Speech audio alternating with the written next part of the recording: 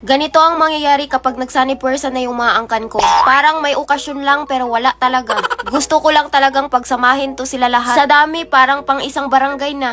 Sa sobrang tagal, hindi ko na alam kung kailan to. Basta sa araw na to, sinugod namin tong Gratom Beach Resort sa Dapitan. Nabalitaan ko kasing maganda daw dito. Dinala ko na yung mga angkan ko dito para ma-relax naman paminsan-minsan. Kahit malapit kami sa dagat, naligo pa talaga kami sa malayo. Mas okay na din to para makagala din to sila. O, tignan nyo yung mga pamangkin ko. Kahit kakarating lang, diretso lang uy kagad sa dagat.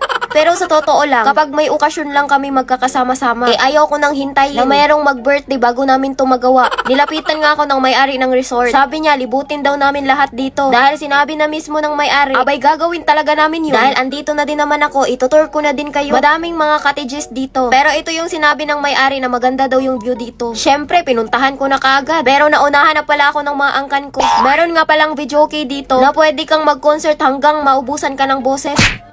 Ewan ko na lang kung hindi ka pa marirelax dito sa ganda ng view. Wow! Buti na lang maganda yung panahon, hindi kami binagyo. Mukhang hindi kayo minalas ngayon, madam ah. Eto pala yung shower nila dito. Meron ding tindahan na pwede kang makapag-order ng pagkain. Eto yung nagustuhan ko dito. Merong maliit na kusina na pwede kang makapagluto. Kaya eto sila, sinimula na nilang minekos-mekos yung mga lulutuin. Ang nabiling isda, inupirahan muna nila bago niluto. Sa laki kasi ng isda, hindi naman pwedeng idiretso tong itula. Kaya eto, tinadtad muna nila bago nilunod dito sa isang kalderong punong-puno ng sabaw. Para sumarap, nilagyan nga nila ito ng isang sachet na bitsin. Hindi pa nga tuluyang natunaw yung bitsin, tinikman na kaagad. Kulang daw sa alat kaya dinagdagan ng asin. Kahit wala kaming baon na lechon, at least meron kaming paklay. Ininit lang kasi nung nakaraang araw pa ata to. Okay pa naman yung amoy kaya pwede pa siguro to. Yung natirang isda, sinugba na. Syempre, hindi mawawala yung sinugbang isda. Kapag ligo sa dagat ng pinag-usapan, ang pulutan nilang paklay, abay minukbang na namin. Ang sarap din sa feeling na nagsama-sama kami ba kahit walang okasyon. Minsan ko lang din kasi mahagilap tong mga to. Kasi may trabaho at kanya-kanyang pamilya. Tinulang isda lang talaga yung pambato naming ulam. Abay, madali lang kasi tong lutuin. Isang kulo lang nito, pwede nang higupin. Partneran pa nitong sinugbang isda.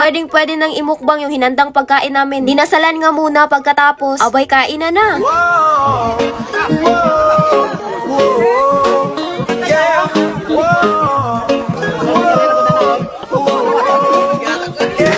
feel the rhythm, let it flow in the breeze where the palm trees grow. Sunshine high, waves so low. Island vibes, let your troubles go.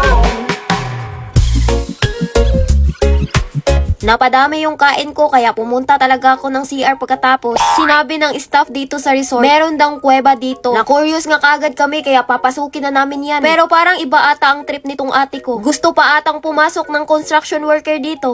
Sa nakikita ko, pwede nang ipasok to kasi marunong na. Pero yung kuweba nga kasi yung pinunta namin dito. Sa laki kasi ng resort na to, talagang maliligaw ka pa. Pero may tour guide na mag-assist sa inyo dito. Papunta nga dito sa kuweba. Nagbaka sakali lang naman kami kung may kayamanan pang natira dun sa kuweba ba.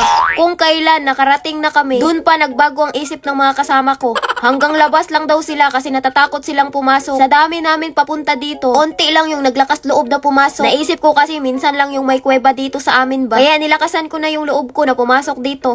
Pagkapasok ko, nalaman kong hindi pala kalakihan. Maliit lang na kuweba, nag-overthink lang talaga kami kanina ba. Safe at maganda yung kuweba nila dito. Eto nga at naabutan na nga kami ng gabi. Sinulit talaga ng mga angkan ko itong pagligo namin ng dagat. Syempre, dahil sabay-sabay kaming papunta dito, sabay-sabay din kaming uuwi. Napansin ko lang nung pauwi na kami, ang usapan na maliligo ng dagat hindi malang nabasa tong mga to.